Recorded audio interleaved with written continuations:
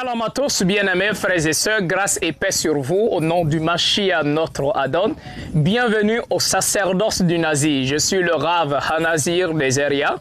Je viens dans cet enseignement échanger avec vous sur un sujet assez important. Comme la vidéo que vous voyez en bas de notre vidéo, il s'agit d'un carnaval, bien sûr, qui s'est passé au Brésil. Mais en quelque sorte, quand vous regardez bien ce carnaval-là, on voit que c'est un message clair de la part de Satan afin de préparer déjà le monde, la population à l'adorer. Alors, ils ont fait en quelque sorte des mises en scène où quelqu'un joue le rôle de Satan, quelqu'un joue le rôle du sauveur. Il y a assez de démons qui sont en blanc, en noir, tout ça. Et voilà.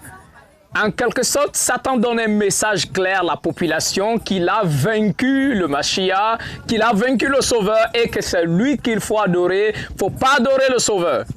C'est là très important. Et je viens en quelque sorte attirer l'attention des croyants, des pratiquants de la Torah, ceux qui pratiquent la Torah et qui croient au Mashiach. Je viens vous rappeler déjà un enseignement qui avait été déjà donné, une prophétie qui avait déjà été donnée dans le livre d'Apocalypse. Alors, Apocalypse, le chapitre 12, le verset 17 dit « Alors, furieux contre la femme, le dragon s'en alla faire la guerre au reste de ses enfants, c'est-à-dire ceux qui obéissent aux mitzvot de l'Éternel, c'est-à-dire ceux qui obéissent au commandement de l'Éternel et qui s'attachent au témoignage rendu par le Mashiach Yahusha. » Déjà, ce premier passage, le contexte, c'est quoi? C'est que la prophétie nous dit qu'il y avait une femme qui était enceinte et devrait mettre au monde un fils. Et pendant ce temps, le diable se tenait devant cette femme-là, prêt à dévorer quand l'enfant allait sortir. Mais quand l'enfant est sorti, bien sûr, l'Éternel a enlevé l'enfant de près de lui là-bas. Et il a amené la femme pour être préservée pendant 3 ans et demi dans le désert où elle devrait être nourrie. Maintenant, on dit que comme le diable n'a pas pu atteindre cette femme-là, il était très furieux contre cette femme. La parole dit qu'il s'est retourné pour aller faire la guerre aux descendants de cette femme. Qui sont-ils? Le verset dit « Ceux qui obéissent au commandement de l'Éternel, ceux qui obéissent à la Torah de l'Éternel et qui ont la foi dans le Mashiach. » Les deux. On a toujours dit que la foi sans les commandements ne sert à rien. Les commandements sans la foi, ça ne tient pas. Le passage nous dit ceux qui gardent les commandements de l'Éternel et qui ont la foi dans le Mashiach, les deux ensemble. Il progresse encore, bien sûr, dans Apocalypse, le chapitre 14, le verset 12. Et il continue de dire, c'est là que les membres du peuple de l'Éternel, qui sont-ils? Il dit ceux qui obéissent au commandement de l'Éternel et qui vivent selon la foi dans le Mashiach doivent faire preuve d'endurance, de persévérance. Encore, Apocalypse 14, le verset 12 nous démontre qui est le peuple de l'Éternel. Le peuple de l'Éternel, ce sont des personnes, bien sûr, qui croient au Mashiach et qui pratiquent les commandements. Les deux. OK? Alors, déjà, si au Brésil, on commence déjà à faire ce genre de défilé dans les rues, où il y a des milliers de personnes qui se rassemblent pour acclamer, pour regarder, pour célébrer des satanistes qui sortent dans les quartiers pour célébrer Satan. Alors, ils préparent déjà la terre à l'avènement de Satan, de l'Antichrist.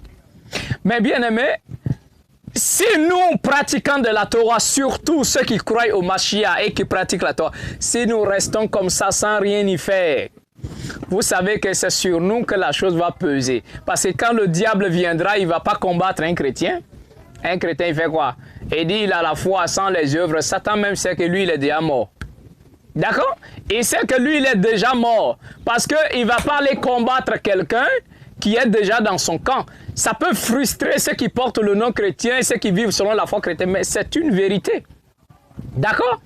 Parce que Apocalypse nous démontre clairement qui est le peuple de l'Éternel.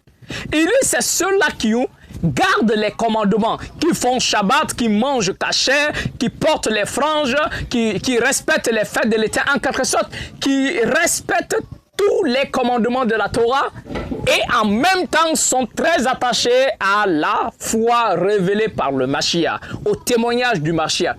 C'est cela le peuple de l'Éternel. Mais alors, mes bien-aimés, ce carnaval qu'on venait de voir, un carnaval vraiment du diable, en l'honneur du diable, pour donner un message clair. Satan est en train de dire, c'est moi qu'il faut adorer, j'ai vaincu votre Seigneur, j'ai vaincu votre Mashiach. À chacun de faire très attention, mes bien-aimés. Sortons. C'est le moment de sortir pour aller annoncer la parole, pour gagner des gens, non seulement à la Torah et au Mashiach. C'est une vision que je demande à chacun d'entre vous de partager. Tous ceux qui pratiquent les commandements et qui ont la foi dans le Mashiach, ne restez pas tranquilles, oui, je suis sauvé, puis c'est fini. Non. Et les autres, et nos familles, et nos parents, et les autres qui n'ont pas encore à écouter la bonne nouvelle. Alors c'est à chacun d'entre nous d'œuvrer. Alors mes bien-aimés, efforçons-nous de non seulement conserver notre foi dans le Mashiach et nous parfaire dans la pratique de la Torah. Quand la manifestation de l'Antichrist aura lieu, nous serons véritablement persécutés. Nous serons vraiment persécutés et comme la parole le dit, c'est là la persévérance du peuple de l'Éternel. Alors, par ces choses déjà, nous voyons que c'est une préparation déjà. Il prépare déjà l'esprit des gens, il prépare déjà la pensée des gens à recevoir ces choses-là. Et ça, c'est pour bientôt. Déjà, même quand vous voyez, l'Éternel a envoyé en quelque sorte la pluie sur le pays juste après quelques jours. Et le pays a été inondé. Véritablement, la ville a été inondée. Ça, on peut dire que c'est une punition de l'Éternel. Mais l'Éternel avait déjà juré qu'il n'allait pas détruire la terre avec de l'eau. Bon, mais en quelque sorte, nous devons faire attention que le Père nous bénisse abondamment. C'était le Rav Hanazi Nezeria. Je vous dis shalom.